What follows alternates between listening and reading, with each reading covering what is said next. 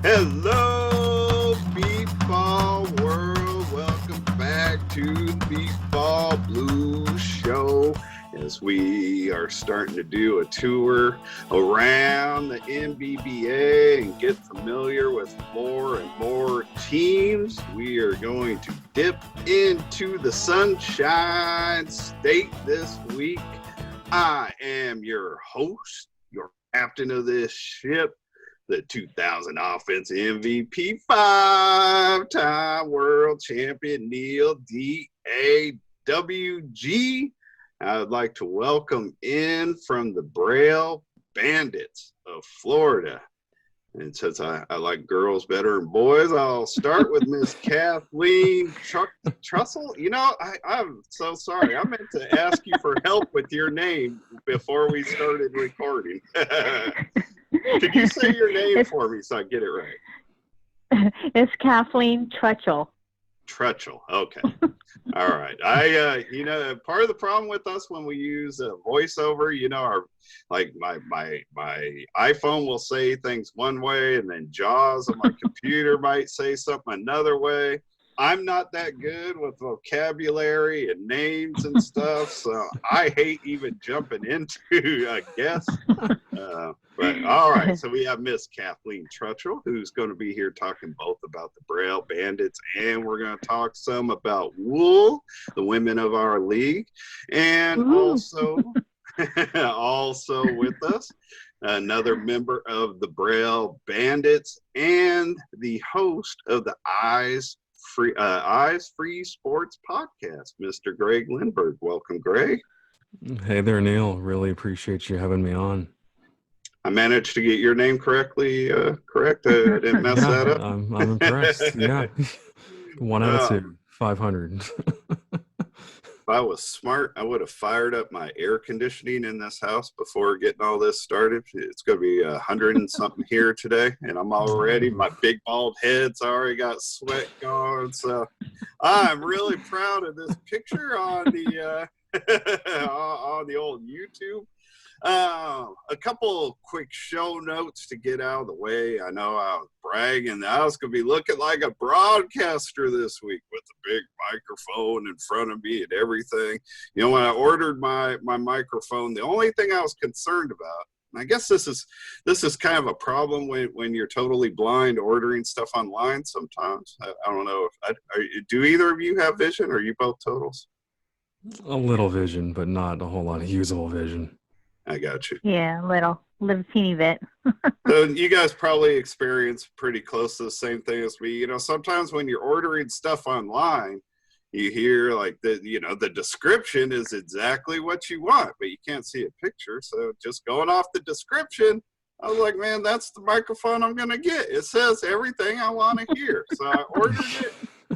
Now I'm going to pull it onto the screen. My only concern was that the stand wasn't going to be strong enough to hold this big, bad microphone. But now I'm holding it in front of my screen. I don't know if people could see it because it's so small. I don't know if it's registering on the screen. It looked like a little pencil sticking out of a base. I've wasted my money. Here we go. Ready, pitch. There it goes. I have no idea what it hit, but it's gone now. So I have switched to my iPad.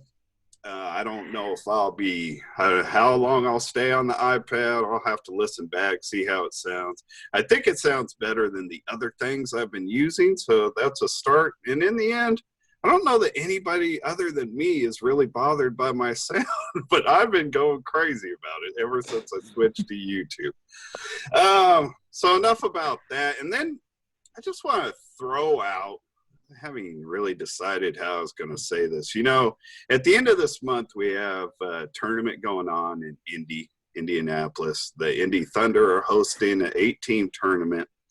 And I do plan to spend the next few weeks covering teams that are going to be playing there. Once the tournament's over, I plan to, talk about the games that were played, who won, who lost, all that stuff. I feel kind of weird about it though, because I very openly, when I had the president of the NBBA, Blake Boudreau, on talking about the World Series being canceled, that was very out front in the fact that I would have voted against having the World Series. So I feel like a hypocrite in wanting to cover these games, to be honest, because I just out of safety. I want people to be smart and healthy, and I believe that the people hosting the tournament are shooting for all of those same goals. But I don't know, just my own personal beliefs. I'm not trying to get anybody to follow me. I think it'd be safer not to do all the traveling right now, but that's just my own thought. So again, I feel like a hypocrite, but this is a show about beat baseball, and there's going to be beat baseball getting played.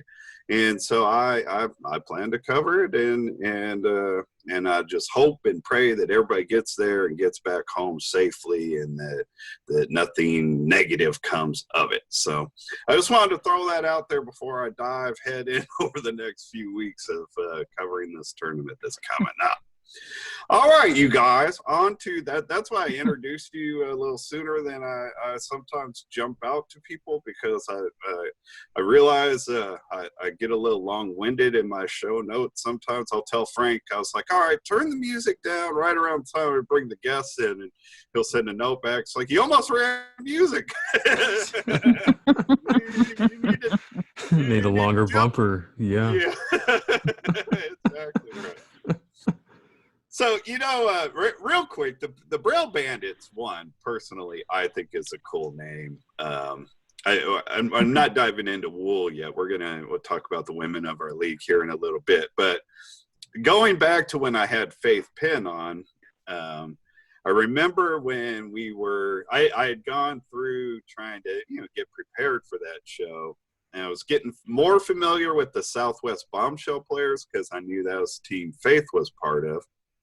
But Kathleen, your name jumped out to me. I remember saying that I thought you were on the Bombshells and getting corrected, and it wasn't that you're on the Bombshells. It was that I saw that Braille Bandits name, and I really thought that was cool. Like, I love Toronto calling their team the Blind Jays, kind of play on like Blue Jays or whatever, and embracing our blind world. So the Braille Bandits, I think, is a cool name, and I don't know why I had to spend 5-10 minutes telling you guys that, but I did. Starting with you, Kathleen, how did you get involved with beat ball, and how did you get involved with the Bandits? Well, we have a person here in Daytona Beach. He, I guess he heard of it, so he wanted to start a team up. And so we started a team up here in Daytona, and we were Daytona Bats. And well, to say, everybody on the team, they didn't want to travel, only two of us, me and the coach. So they all just wanted to do it for fun. So we ended up going to the World Series when we started practicing. I guess we started our team up, I guess it was in February or March. And then we heard about, the World Series. And so then we ended up going to that with the Georgia Athens team. Okay. So we played on that team to go there, and so I was really enjoying it and loved it, and ever since I've been with it. So, but we had our team in Daytona, and then it fell apart because everyone didn't want to travel. So. Yeah.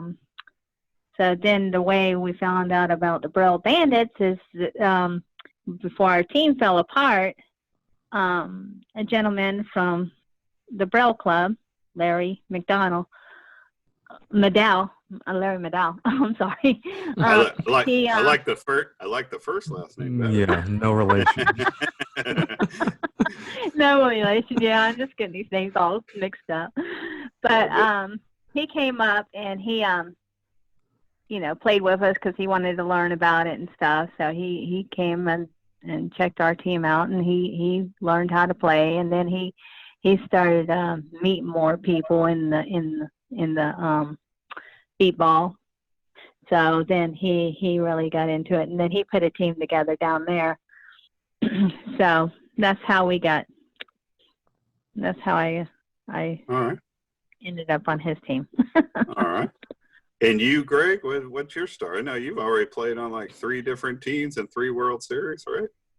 Yeah, I just can't seem to stick on one, but but yeah, so just thinking back, I remember, back in middle school, high school, when I had an O&M instructor, and he was always telling me about beat baseball, and I was really big into bowling.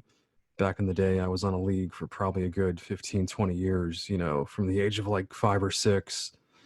And Did so you use the get to use the guide rail? I never did know. At that point, my Oh. vision was good enough to just do it without it. But I know I've kind of gotten out of bowling, but I would like to get back into it and potentially try those out. But so growing up, I was aware of it, but I just never really pursued it. And honestly, I kind of regret having not gotten into it sooner. But so it was back in 2012 when I found out about the Tampa Lighthouse for the Blind. Mm-hmm. They used to have an annual beat ball game for about 25 years straight. And so this was actually toward the very end of the run of those games. And so they would have, clients from the lighthouse and staff, and then they had even, local celebrities, some newscasters, meteorologists, different folks, from the Tampa Bay area that would come out and play. Even Enrique Olyu, who I've actually had on my podcast, who's a blind color commentator for the Tampa Bay Rays. I got to play with him once, which was really awesome. So that was really my first introduction to the sport. And thinking back when I first got up to the plate that first time, it was just so empowering. And I was like, I knew right away, this is what I want to do. Like, I love this game. This is so cool. Just the independence of being at the plate or being in the field. I mean, you really can't match that in almost any other sport. So I played in a couple of games. I think it was just 2 games, annual games that they had until that run came to an end. And then, yeah, so then it was with the Daytona Bats back in 2017 when, we had a team at the World Series. So that was my first experience going there. And I just remember, just being at the World Series for the first time, just seeing all these amazing athletes, and I was like, whoa, I've got a lot to learn, this this is going to take some time. But I mean, it was so cool to see this sport played for the first time, at the highest level, literally in the world. And once again, I was just so drawn in, even more so. And so, yeah, I played on the Bats in 17, and then the Athens Timberwolves in 2018 with Roger Keeney. Definitely want to give him a shout out. I know he's a legend in the sport. Yeah, he's been around forever. He when I first started playing, my very first World Series was in 1987. That tournament was in Ithaca, New York, and he I believe he like lived in that area at that time. Like he's moved around over the years, but I believe he was with the Ithaca team when I first started playing, and then he later moved to Atlanta, I believe. Yeah, somewhere in that area. Athens maybe now, yeah, in Georgia, yeah. But he's played in the very first World Series back in '76, and just I didn't even know that. That's oh cool. yeah, he's literally a walking encyclopedia of beat ball. So just my conversations with him, I learned so much, and I'm sure Kathleen can attest to that too. And so then last year in 2019, the Braille Bandits, were formed, and I did want to mention the Braille Club. I know Kathleen mentioned that, and that's basically like a social group in Palm Beach, Florida. So they do all kinds of fun, cool social activities and meetings, and it's really a unique place to go and to be part of. I think one of the few places like that in the country. So, they were talking for a while about getting a team together, and finally got some practices going, and Kathleen and I connected with them, and as they say, the rest is history. Did you guys cross paths on the Bats also, or was? Go ahead. Yeah, I think we also knew each other through the Florida Council of the Blind, because we're both involved in ACB as well. Okay. prior. And I also was on different teams also. I was a team hopper, I guess you could call me. A team what? I didn't hear you. A team what? A team hopper. Oh. Yeah, because you've been, I know I read on your thing Kalari wrote up about you for wool. Yeah. That you've been Right. around for like 7 years or whatever. I don't Yeah. remember Florida teams being around that long.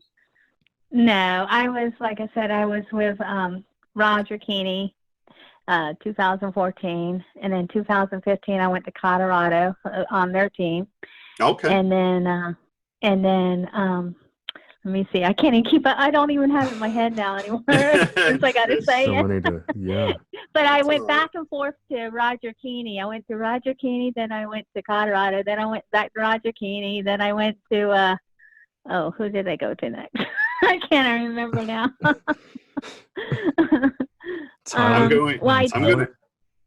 I'm gonna tap my screen real quick and turn my voice off because for some reason even though I'm not touching the screen, it keeps saying things that are displayed. So I want to turn the speech off so that doesn't constantly keep going on all the way through the show. Sorry about that.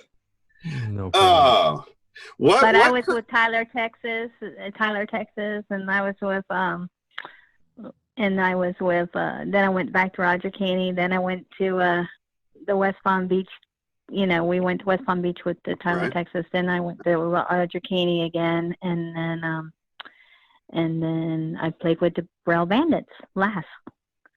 And I've been with them because I want to be with them. Since that's a new team and you guys have been bouncing around, or either of you kind of in the middle of getting the Bandits started? Yes, we're helping them. All right. What's the state of the Bandits now? Like what's going on with your team? I know everybody's kind of in disarray with the virus going on. Have you guys been able to make any plans this year, or is everything just on hold with the Bandits? Yeah, at this point things are kind of on hold. I mean, we definitely want to get in some practices when it is safe enough to do that, and we've obviously been having conference calls and connecting pretty regularly. But at this point things are still so up in the air. Yeah, they're going to try to start practicing, but with distance, and they're going to start trying to do it like they used to do it once a week down there. And then whenever we can make it down there, we'll go and practice with them. How where is down there? How far away is that for you guys? Well, I'm in Daytona Beach, so that's 3 hours away. Oh my gosh. And for you? I'm near Tampa. It's a good 4 hours or more. So we're kind of, on little islands up here and kind of the central northern part of the state, and they're down there. So that can be kind of a challenge. So where exactly are the Bandits centrally located out of? Palm Beach. It's Palm Beach, Okay. South Florida. Yeah. Okay. Yep. Okay. So if this was a normal year with there being the East Coast tournaments, the Beast of the East, is that something that you guys had gone into the off season planning to participate in, or were you guys where were you at with all that? Yeah, we were planning on going this year, but that just got canceled. Oh, it did? I hadn't heard that yet. I guess I've been kind of expecting that to be a possibility, but I hadn't heard that yet. What about are the other Florida teams like the Daytona Bats? Do you think that project's over for now, or what's going on with other Florida teams? Do we have any hope of other teams? Well, Daytona Bats are no longer going to be around. The gentleman, he moved anyways out of state, and then Fort Lauderdale's trying to put a team together, so we might be seeing a new team there. Yeah, Nice. I think it's Ansel Davis is the gentleman involved in getting that going. I know he's pretty passionate, so hopefully we definitely want more competition and more progress in this state. And I personally would love to start a team at some point. Yeah. I know it's, there's so much involved, and there's the debate about should you start a nonprofit or not, and obviously fundraising. But I will say, Yeah. hopefully in the next few years, that is my personal goal. Yeah, I got them all the equipment to get going, so No excuse. Yep. no excuse. So anybody wants to play, get a hold of Right. you. If you're on the west coast of Florida, hit me up. So, Kathleen, you're just over there buying equipment for anybody who wants to start a team? You like a sugar mama No. for beatball teams? Or? She wishes. No, a friend of mine, she had all the equipment. They were trying to get a team started up in South Carolina, but they didn't have any luck either. So she asked me if I knew anybody could use it, and I said, sure, I know a gentleman who's been talking about it. So Right. Well, I don't, you to take this or leave it or whatever, Greg, as far as like starting a team, but never waste a lot of, if you want to start a team, don't waste a lot of time like debating over, things like getting a nonprofit and, for fundraising, stuff like that. That's all stuff that can come eventually, yeah. but don't True. spend a lot of time like debating and arguing over Just stuff. start with one person if you have to. Yeah, if somebody wants to start a team, start it. Just try. Oh yeah, and I have put out some feelers, like for example, the Pinellas Council of the Blind I'm involved in, and we do have at least 5 or 6 folks that have expressed interest, and I've reached out to some of the local lighthouses, and so it's just really kind of taking that next step, and like you said, not really questioning yourself, just diving in and going for it. Yeah. I tried to. I used to compete with Ted Henner, who's from I believe the St. Petersburg area. I used to compete against him in water skiing. I don't know if anybody ended up ever being better, but for my money, he is the best totally blind water skier of all time. He also was one of the original creators of Jaws. Oh wow. Like Henner Joyce is the company that, and he's Ted Henner. So Henner Joyce originally started Jaws, and then later Freedom Scientific took it over. But I know way back, I was wondering if the 25-year run that you were talking about, as far as that game you participated in, the annual event in that area, I was wondering if that was something that started years ago. Like, I know when I was competing against Ted, he was interested in beatball, and he was working with the city council in the area he was in, and they were trying to get some kind of an annual thing started. So I wonder if that, I haven't talked to him in years, so I have no idea how that all turned out. But I wonder if that's what the game that you ended up playing in. I wonder if those are connected. Yeah, I would definitely love to connect with him. I think there was kind of an informal team in St. Petersburg at one time, but that's been a while from what I understand. But he sounds like he'd be a great resource. I would think he would be. He certainly was then. Again, I haven't talked to Teddy in years, so I'm not sure what he's up to these days. Hope he's healthy and safe. It's funny that you brought up Ansel. Is that his name? Yeah, Ansel Davis. Because the very first Florida team, at least I believe they were in the MBBA, was the Florida Sand Sharks, and they were based out. I was just gonna say that. Yeah, they were based out of Fort Lauderdale, and they hosted the '94 World Series. And this dude Ansel had people getting picked up at the airport when we landed in limos. We were going to from the airport to the hotel in limousines, man. It was wow, pretty cool. High class. Yeah, that's awesome. Daytona had a team too way back then called the Sandspurs. I never heard of them. I don't believe they ever went to a World Series, correct? Oh, I don't know. I don't know. I know they did. haven't. I don't know. Not in the last 30 years, at least. I know they. Oh, okay. I don't know. If they went to a World Series, it was before like '86. I've never heard of that team. I don't think. Huh.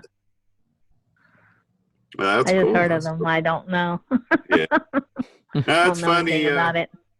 one thing I like about bringing people on here and just like kind of throwing stuff out there is, you hear about parts of beatball that you might not have heard of before. Like me, like I've known Roger Keeney for over 30 years, had no idea he's one of the original, Oh yeah. Yep. people that was there at the beginning. That's Mount really Rushmore cool. status, yeah. Yeah, that's really cool. All right, Miss Kathleen, let's talk wool up a little bit for a while. I'm a big fan of wool. I was wondering, were you one of the people that showed up at that very first meeting in 2015? You seem like you would have been. Yes, I was. And there again, I was on both teams. Oh, is that because at the time you were with Tyler? No, the first time I went with I was supposed to be on the Bombshells the first time, but the Dynamic Devas, they needed more players, so I went and helped them for the first year. And then the second year I went on the Bombshells. And then the next years I went on the Dynamic Devas again. Well, you've been bouncing around. I didn't know that. I mean, I wanted to ask you a little bit about the Dynamic Devas, because when I had Faith on, we talked a lot about the Southwest Bombshells. Yeah. I didn't realize that you had been bouncing back and forth. But talk a little bit about the Dynamic Devas, because I feel like the Divas, and not by anybody's fault, but I feel like the Divas are a little bit at a disadvantage, because the Southwest Bombshells have more players in a more like centrally located area, whereas the Divas seem to be really spread out and don't get as much of an opportunity to work together. Right. Yeah, Bombshells is a big team and the Divas is a little smaller, but the Divas, they're trying to keep up there. I mean, we about had it. It was one run, slacking, but they got one run on us. Right. But the Divas were, I don't know much about all the players, but and I don't know how often they get together to play, because I'm way down here and they're all up there. Yeah. So are the majority of the Divas mostly located more northeast then from you? Yes. Yeah.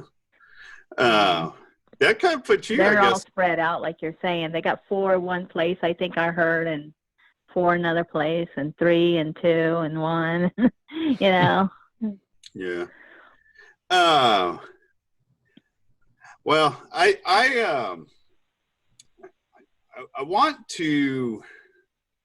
I guess this is more to the audience, but like going forward, when I reach out and bring teams on, I want to each time, if a team I'm talking to and planning to bring on the show, if you have members that participate in the women of our league, I want to bring them on. And I don't know how honestly, this is a male-dominated sport. I don't know how well received it's going to be. I don't know, what the players are going to feel about it. But I don't really care a lot. I mean, I care about bringing content to the audience that people want to hear. But again, this is a male-dominated sport, and we've been claiming to be a co-ed sport for 45 years, and honestly the league has just never found a way to really make it truly co-ed, because the women players just aren't getting enough play. So and honestly, I'm kind of embarrassed over the fact that as a player that's been around the league for 30 years, I know I haven't played in 10 years, but as a player that's been around forever, I'm kind of embarrassed at myself for not really recognizing it as being a league problem. Like I've learned about this game, and I fell in love with this game, and I dreamed about winning championships, and I got to be part of championship teams, and I got to have a lot of fun opportunities. But more recently, I guess, thinking about it in the last few years, but even since I had Faith Penn on the show, just thinking about it, it's like, had I been female and found this sport, I don't feel like I would have had the same opportunities. And well, you better look out. We're coming. No, come on. Yeah, we're coming because they're putting a team together, all women, and we're gonna play just like all the other teams. You know, they're trying to put a team together, all women, and we're gonna play against all the other teams just like every other team. When I had Faith on, she talked about that. Actually, when we did our little pre-show interview and during the show, she talked about wanting to have just an all-female team at the World Series. You know, I think there was one before, like in the mid-'90s. I should have reached out to Mike Finn about this, not because I think he knows a lot about it, but I know he at least knows one of the individuals better. When I started playing beat baseball, my first full year was 1987.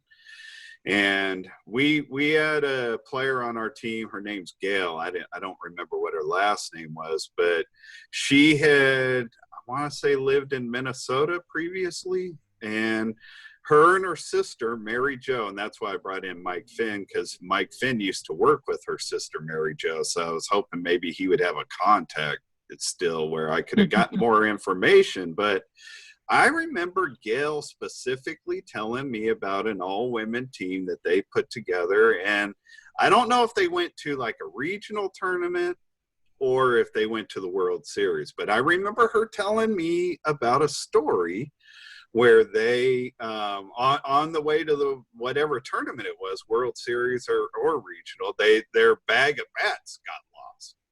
So like all their equipment, whatever they had in that bag with their bats, all of that equipment got lost in the airlines, and they didn't have it for the World Series, so they had to go around like borrowing. Like every time they played, they had to borrow bats from the other team that they were playing. So that sounds suspicious to me. Conspiracy. Yep. But I know I didn't just make up that story. She told me all of this, but whenever I've brought it up, nobody seems to know what the heck I'm talking about. So I would love to find out more about that, but I hope that works for you guys. I'll be supporting. I'll be pulling for you. Well, they asked me to play this year on their team, but you know, I wanted to do it so bad, but I'm also, you know, I'm trying to help West Palm Beach team come forward first. Right. So I feel like I belong to them first. Yeah. No, I thought really about hard. that. Yeah, I thought about that when Faith Penn had talked about you guys putting together a team, you know, a wool team, because every single one of the players would be in a situation of having to make a decision. Do I support this wool project, or do I stay with the team that I was already dedicated to? Right. And that's it's so hard. If we could do both, I would do both. Yeah. No, jump from one team to the other. Hey, it's my hit. Bam! Let me go to the other team. Yeah, put you in an unfair. Exercise. It definitely puts you in an unfair position. Go ahead, Greg. Yeah, just speaking of female players, I did want to give Takesha Saffold, our team captain, a shout out. She's awesome. She's very high energy. She's always getting us going, you know, with stretching and Erica. And different things. Yeah, that's right. All of them. Definitely. We got some very, very good, talented female players as well on the Bandits. Excellent. Well, I am on this show. I am going to continue to pump that, just because it feels like the right thing to do. And honestly, like my show, when just recently, I never go back and look at the number of views from any of the shows, but like a week ago, I wasn't looking for that, but I clicked on something on using my iPhone, and all of a sudden, like all the shows I did like before YouTube, all the shows that I did when I was just doing it live in Beatball Nation every Sunday night.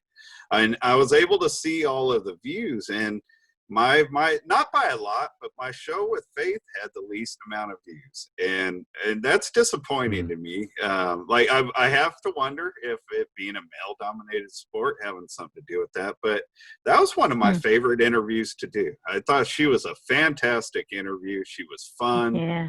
I mean, that was one of my favorite shows, and it's one of the it is the least watched show, and it pisses me off, honestly. Yeah, because you figured it would be a really good show with her. Yeah. Well, I say it was a good show. I don't go around saying all my shows are good, but I thought that particular show was good. I thoroughly enjoyed my talk with Faith. She was a great guest. So I didn't know it was going on, or I would have listened. Well, I'm going to start doing, I think this week actually, like every third Thursday of the month, I'm going to do a throwback Thursday and pull up like one of the old shows and put it out there or whatever. So people put it on Facebook so you can share it, so everybody can share it and know that, know what's going on. That's where I'm going to do that in the nation, the Beatball Nation. So anybody that wants to share it will be able to. So, well, very cool. Thank you, Miss Kathleen, for coming on and talking about wool with me. Thank you for having me. You betcha. All right, Mr. Greg, let's on you and the Eyes Free Sports podcast. Sure. But before we focus just totally on that, on the project you're working with, I'm curious, like broadcasting wise, I'm doing this show, and this is not even close to like the first thing I've tried or the first idea I've had or first thing I want to do.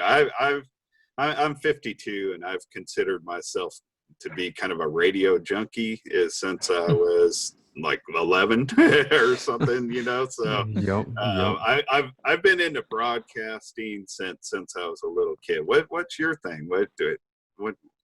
Talk about that a little bit. Yeah, I can definitely relate. I have a box of probably well over 100 cassette tapes from my childhood when I would just record, literally off the radio. Yeah. And there was this show that used to be on here in Tampa, a very popular show, and it was syndicated to Atlanta, St. Louis, Jacksonville at one point. And at first it was called the MJ and BJ Morning Show, and then it was just the MJ Morning Show. And so I really grew up, listening to that show. And so I actually started a website back in 2003 when I was in high school, like a fan page, for that show. Wow. And so they invited me in, they found out about the site and said I was like the #1 fan and whatnot. So I got to be in the studio and hang out with those guys several times and really got that firsthand exposure to broadcasting and just kind of the behind the scenes technical side of it. And so that was really my, kind of introduction to all that. And so maybe about 8 or 9 years ago, I did do a sports podcast with some friends when I was in grad school. And so then the last few years now, I've been working for a school called St. Leo University, based here in the Tampa area. And so about 2 years ago, I actually started doing a podcast for the school. It's called St. Leo 360, where I get to interview, faculty, students, staff, alumni.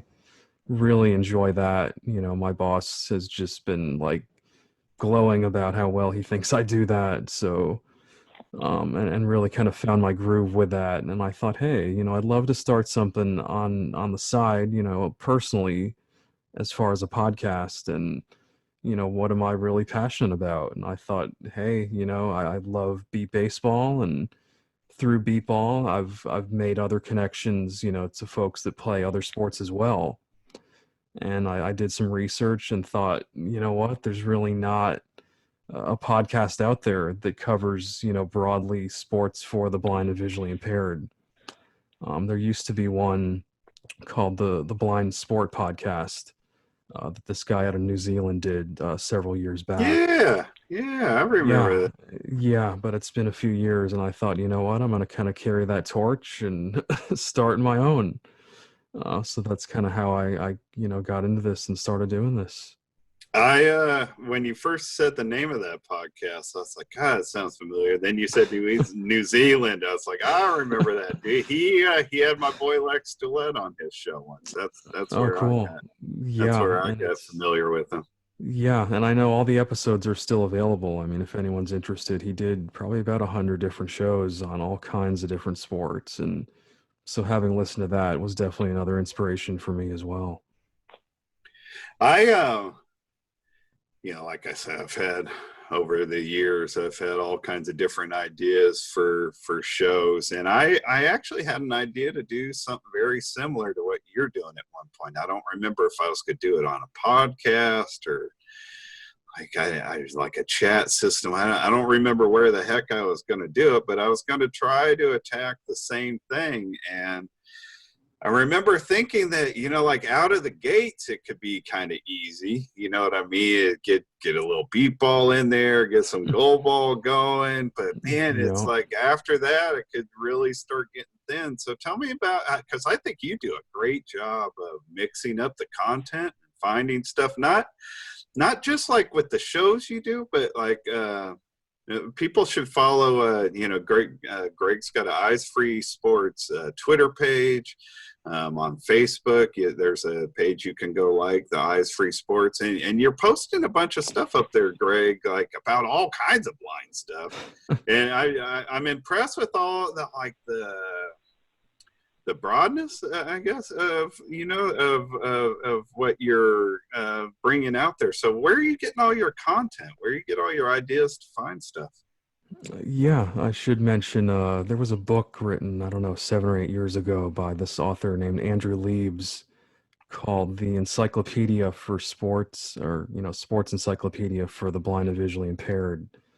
And he went through probably about 50 different sports, recreation activities for the blind. I mean, stuff you'd never would have think of, just from golf to tennis to basketball to just so many different things. And and some of these have like a formal organization or a governing body. Some are just kind of things that have been tested and tried over the years.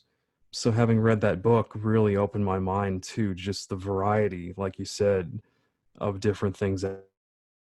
And so I've really made an effort to like you mentioned, social media, just connect with USABA and obviously all the beatball teams, and kind of through all that, I've been able to find, other organizations and pages to follow and share content. So yeah, I mean, it's so cool what's out there. And just like you said, there's so many different things. And, at this point, I've been doing the podcast about 6 or 7 months, and I know for sure there's still a lot more that I have not learned and been exposed to.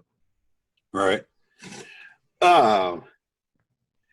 I meant to mention you because when I've had Seth Clark on here co-hosting with me, we've talked about kind of the lack of opportunities for blind athletes, especially totals, as far as things that team sports, maybe not total opportunities, but for team sports, because I've always been a team. I love team sports compared to any of the stuff I've done individually. And I meant to mention your podcast when we were talking about that, because one that I never knew was a possibility before hearing your show was the blind soccer. I found myself getting fired up, like, man, I want to go out and try that. You know what I mean? In some ways, it seemed more like with beatball. To like, as much as I love beatball, and I truly love beatball, it's never been one of those things like you have to organize so much just to get together and play. You know what I mean? You have to have working balls, you have to have working bases, you got to have space, you got to have whatever, you volunteer, spotters, pitcher, all that stuff. And like checking out the blind soccer, it's like, that seemed more something like I could get together a group of blind people on a Saturday and just go out and do it without having to jump through hoops. You know what I mean? Oh yeah, for sure. And I mean, just, talking about like the actual soccer ball has, bells in it, almost like a goal ball. Yeah. And, you don't need the electronics of beat ball that definitely require, power, obviously, and different things. And yeah, and I will say blind soccer it's been around for some time. I think 2004 was the first time it was in the Paralympics. Okay. But the U.S. does not currently have a team in the Paralympics, and it's a very new sport just in the last 5 or 6 years here in the U.S. Right. But yeah, so I did an episode on Ohio blind soccer out of Columbus, Ohio. And it's really such a neat, interesting game, just how they use, verbal cues and clapping and different things so that players know where they are and where they need to go to shoot the ball. And it's really neat. And I'm excited to see it, grow more in this country. It probably anybody listening, like beat ball players that would love to see beat ball in the Paralympics are probably like, they're not even playing this here in the States and it's in the Paralympics. But I don't think a lot of our players understand like how widely a sport has to be played to be part of the Olympics. It's got to be played on 4 different continents and in 16 different countries just to be considered. That doesn't even lock you in, but it has to be played that widely just to be considered. And when you look at how worldwide soccer, like how popular it is around the world compared to here in the States, it's not surprising to me that that it's blind soccer is being played more widely than beat ball is. Exactly, yeah. And that is a great point about the Paralympics and the Olympics in general. There are a lot of different things that they look at before they consider that. And, myself would absolutely love to see beat ball in it at some point. But, like you said, it really has to be pretty widespread. A lot wider spread than it is currently. Unfortunately, I'm not saying that to make anybody feel, like I feel like like people think I'm always trying to take the air out of the fun balloon when I talk about that. But I want people to be realistic. You know what I mean? It needs to grow around the world, and we don't even have a choice about that. It's not just what I want to see. That's the way. Have you had any blind rowers on your show? I have not, but I did read that you are a rower, and yeah, that is something I wanted to try myself. Actually, I never did. Oh my gosh. It is so much fun. Around the time I was in college, and Greg Gonturek, who plays for Philadelphia and has played for more teams than the 3 of us could probably name off, because he's been playing literally for over 30 years. And not like me, like he didn't start 30 years ago then stop. Greg's still playing. He doesn't stop. Greg's Energizer Bunny. But he rode on his college team. I don't remember. Yeah. He went to college somewhere.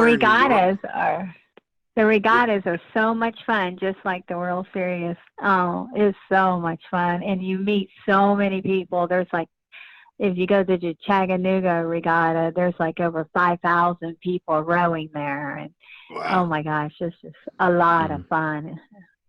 And it really pumps you up, just like b-ball does. How did you get into rowing? I'm sorry. Totally took a left turn like Greg. No, I'm sorry, Greg. I just wanted to throw that in there about rowing. No, you're good. I only had one more question for Greg anyways. And this is related.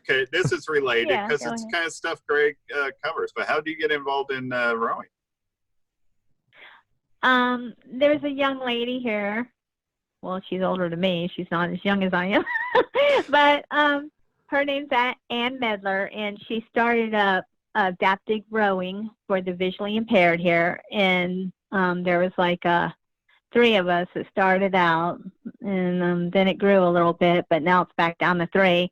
But we would go and do competition, and we went to Philadelphia.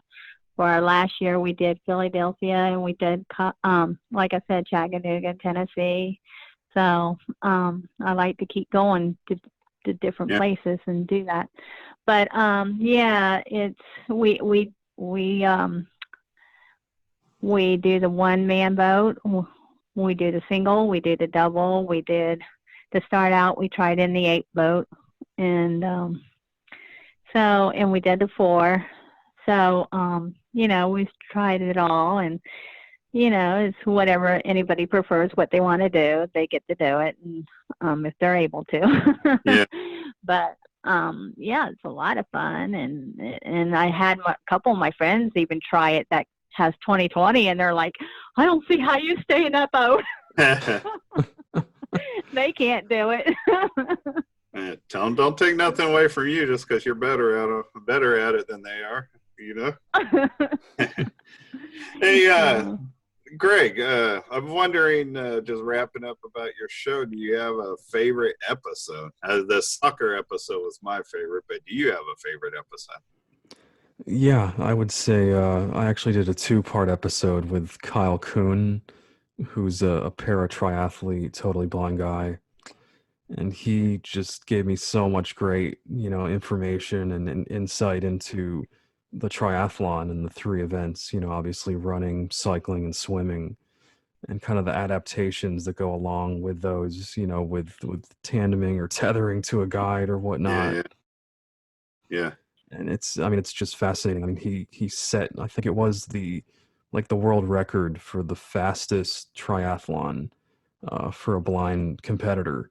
Wow. And it was something just under 11 hours. And I just can't imagine, you know, doing all those 3 things all at once and having the stamina and the energy, let alone being visually impaired. I mean, it's really amazing. Great. Go ahead, Kat. Oh, I'm sorry. I was just asking if he ever did an interview with the gentleman that we tried out the water skiing with. And that was a lot of fun also. Yeah, I have not, but I would love to cover that as well. Definitely.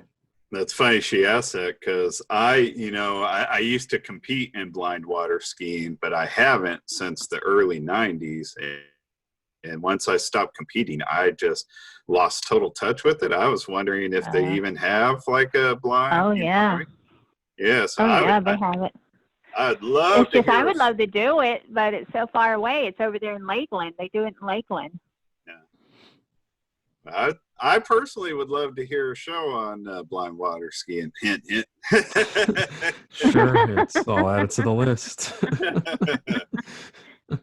Well, you guys, I really appreciate you guys coming on and talking some beat ball and all this other stuff with me. I really had a fun time chatting with you guys and getting to know some of the Florida beat ball players. Yeah. Oh, yeah. Hey, really appreciate you having us on, Neil. This was a lot of fun. Yeah. I kind of felt like I already knew you, Greg, just because I've heard your voice so much on your show. But with you, Kathleen, it's cool to put a voice to the name. Thank you. You know, when we're just out on Facebook, I've been doing that with a lot of people on this show. When we're just on Facebook, I just see names and read their comments. You know what I mean? I like picture. Yeah, so I like being able to put a voice to the name. Yeah. Too bad it's just that doesn't put the voice with the words. Nope. Had plenty of good words come out during this show, and I appreciate both of you for it. So, to everybody else, I have no idea exactly what I'll be doing next week. The only thing I know is if I'm alive, I'll be doing it here with you. So until then, I hope everybody has a safe, healthy week. Be smart, be thoughtful out there in the world, and we will see you next week. Good night, Aunt Cindy.